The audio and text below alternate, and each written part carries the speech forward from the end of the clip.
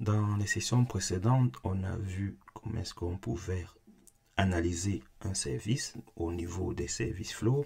On a aussi vu comment est-ce qu'on pouvait analyser un service au niveau des traces distribuées. Souvenez-vous, les traces distribuées, on a dit, c'est à partir d'un service, on peut identifier les autres services appelés.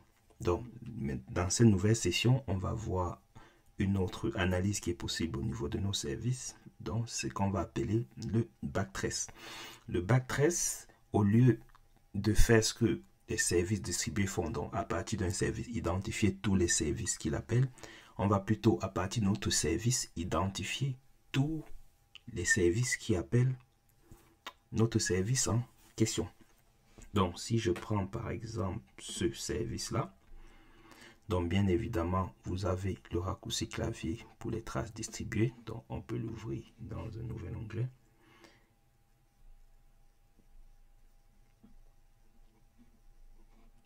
Et donc, pour notre service, si on prend une requête, on voit bien que pour notre requête, elle va appeler cet autre service. Et donc, c'est comme ça qu'on fait au niveau des traces distribuées. Donc, pour une requête, donc pour un service, on voit les services qu'il appelle. Donc, dans cette nouvelle session, on va aller cette fois-ci au niveau de topologie. Et dans topologie, on a un lien vers le service flow qu'on avait aussi vu dans une autre session. Et donc, le bouton qui nous intéresse, c'est le backtrace. Donc, si je l'ouvre dans un nouvel onglet,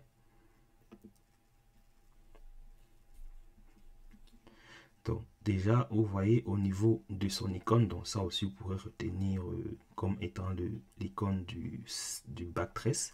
Et donc vous voyez le sens des flèches. Donc là, Dynatrace vous dit, moi je veux à partir de votre service remonter de proche en proche.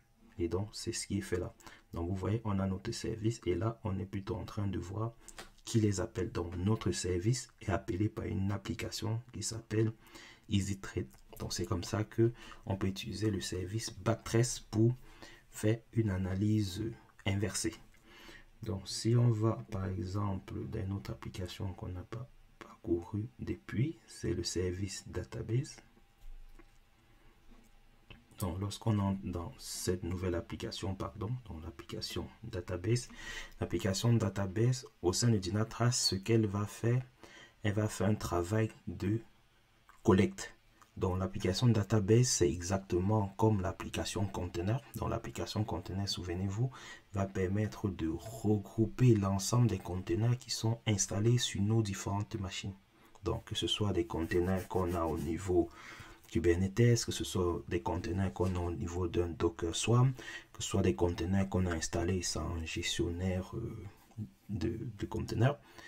L'application container, lorsqu'elle va identifier, elle les regroupe tous au sein d'une même application. Donc, on a à côté de ça, on a l'application database qui va faire la même chose, mais en regroupant plutôt l'ensemble des databases qui sont sur notre cluster. Donc, si on choisit par exemple une database MySQL, donc bien évidemment, vous avez le bouton qui vous permet de faire les traces distribuées, donc voir les services qui sont appelés. En général, les traces distribuées sont moins intéressantes pour les bases, puisqu'en général, les bases sont plutôt en fin de parcours. Donc, si on va au niveau topologie et qu'on choisit par exemple le backtrace de nouveau, et donc on retrouve bien notre base de données et puis on retrouve successivement les éléments qui appellent notre base de données. À l'inverse, si on prend les traces distribuées,